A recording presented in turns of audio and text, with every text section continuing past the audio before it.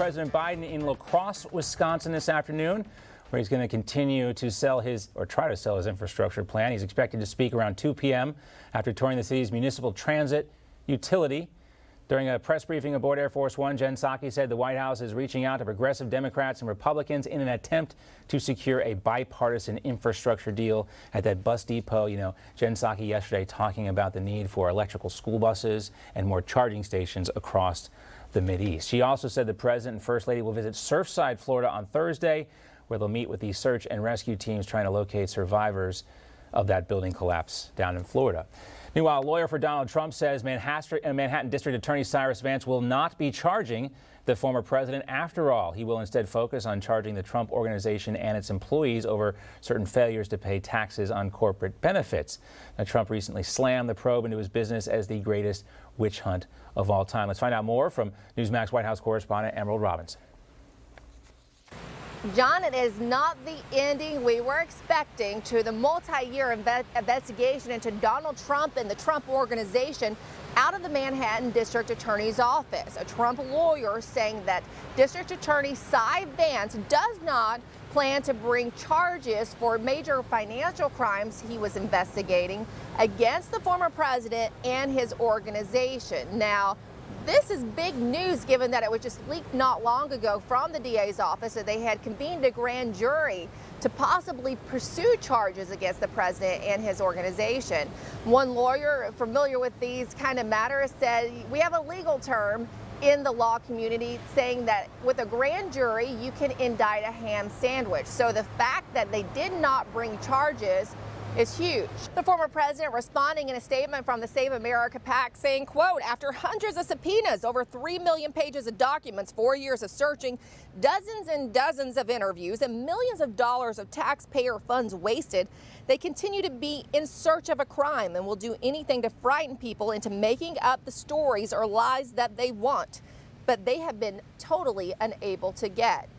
Trump's lawyer said that Vance's team said they were considering bringing charges against the Trump Organization and its individual employees, but only related to alleged failures to pay taxes on corporate benefits and perks like leased cars and luxury apartments. But in talking to a tax attorney, that is a pretty easily rectified situation in which they can usually work with the IRS to pay that back and avoid any kind of criminal charges or liability. Now, it is very interesting again, John, and I'll just point this out once more, that the standard for a grand jury indictment is probable cause. So it doesn't necessarily have to be very substantive.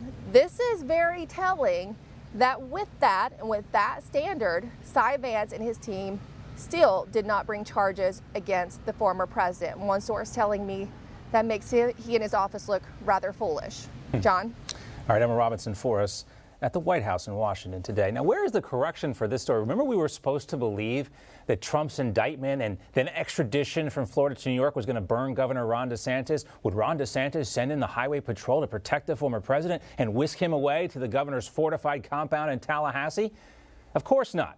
But that didn't stop the meat puppets over at America's legacy media outlets from doing their thing. MSNBC and Rachel Maddow certainly were excited about this make-believe story. Check out this headline from a couple of months ago. Florida prosecutor, DeSantis couldn't stop Trump's extradition to New York.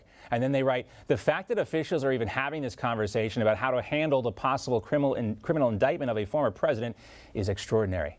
Extraordinary indeed, because it was complete BS based off alleged conversations citing unnamed sources in Trump's social circle in Florida. Now here's Maddow parroting that story, unable to hide her pleasure with the idea of a pending arrest for the former president that it could also sink DeSantis. Well, apparently, yes, that's a thing. That's happening. I mean, they're at least working on it. Politico.com today has picked up this storyline and run with it, and it turns out this is actually a thing in Trump world that they are working on. The knotty problem of how to shield him from extradition, you know, once he's indicted and there's an arrest warrant for him, because apparently they expect that's on its way. Apparently not. Again, all that coming a couple months after that lengthy New York profile, a glowing one, of prosecutor Cyrus Vance. Here are some of the lowlights of that New Yorker article. Insiders say the Manhattan District Attorney's investigation has dramatically intensified since the former president left office. It's like night and day, says one. According to another, they mean business. Now, if 2 impeachment trials didn't get Trump, the Manhattan DA certainly will, right? At least that's what the New York was speculating back then, and many had hoped that would be the case. But in 2021, rank speculation is all you really need for a solid cable news segment on MSNBC or CNN for that matter. An MSNBC opinion columnist who so happens to be a University of Texas law school professor even went so far as to dust off an obscure provision in Florida law that allows the Florida governor, DeSantis in this case, upon receiving an extradition request from another state, to investigate whether that person ought to be surrendered. Now, that temptation was just too much for Democrat and Palm Beach County State Attorney Dave Ehrenberg, a guy who clearly has ambitions on higher office. Here he is on CNN last month with Trump derangement syndrome patient zero Jim Acosta. Watch how at first Ehrenberg tries to clear things up. Are you aware of these talks? Have you been involved in those talks? What can you tell us about that? Well, Jim, I can clear that up because I'm the state attorney here in Palm Beach County, and we have not had conversations with prosecutors in New York about this. Okay, and that's where he should have stopped, right? But there's more here, of course, because you can almost see the moment if you watch the interview where the Palm Beach County State Attorney seems to realize that if he completely disavows the rumors of Trump's pending indictment and extradition, he's no longer relevant, right? He may not be able to go back on cable news and talk about how much Trump sucks, and in this case, how much both Trump and DeSantis suck, right? A double whammy for any up-and-coming Democrat. There was a story in the New Yorker some time ago that said that there are rumors that Ron DeSantis, the governor of Florida, would try to stand in the way of an extradition back to New York. So that's a conversation we're having. What is the governor's power? And the governor's power to stop an extradition is really non-existent. He can try to delay it. He can send it to a committee and do research about it. But his role is really ministerial. And ultimately, the state of New York can go to court and get an order to extradite the former president. But DeSantis could delay matters. You see what he did there? Equivocation. Did he clear things up? No. Folks, they're not even trying anymore. We now know, according to Trump attorneys, there was never any there. Now, that seems to matter to the big legacy media, which includes the broadcast and cable networks and the tech oligarchs who have co-opted their audiences. They don't care about the truth, and that goes from the top on down, from the White House and the people who try to tell us that Republicans are the one defunding the police down to these mid-market district attorneys like Dave Ehrenberg, who are trying to build a national profile. And joining us now to talk more about this is a woman who knows all about the fake news. She's an expert on debunking fake news, Trish Regan from the Trish Intel podcast. Trish, great to see you as always. Good to see you, John. All right, so a couple months ago, they were getting ready to indict Donald Trump, and then they were going to have to extradite him to New York, but it was going to cause a bunch of problems for Ron DeSantis. We got 2 cable news segments on this, a New Yorker article, a Politico piece. This is what happens, right? Rumors, speculation, innuendo turns into a big narrative. Sure. And notice how it only works one way. Right. I mean, I think that's an important thing to think about here. It only works one way because it's the way they want it to work.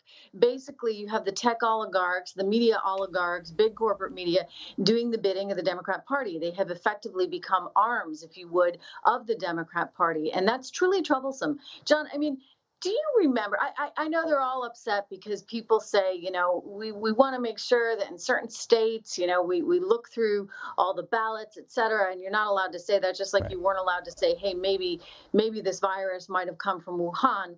I look at it, regardless of where you are on any of this, you ought to be able to ask these questions. And I do recall in 2016, Hillary Clinton effectively saying that Donald Trump had stolen the election from her with the help of the Russians. And that was a theory that was all over cable news at the time and very much treated, you know, people would say this pretty carelessly if you ask me. And I was always like, wait a second, you know, that's a pretty big, massive accusation. Don't forget James Clapper, you know, who clearly was pretty important in the national intelligence side of things, coming out against Donald Trump, effectively calling him, not even effectively, I mean, saying that, you know, he was somehow in bed with the Russians. I mean, these were massive accusations and nobody thought twice about them back then.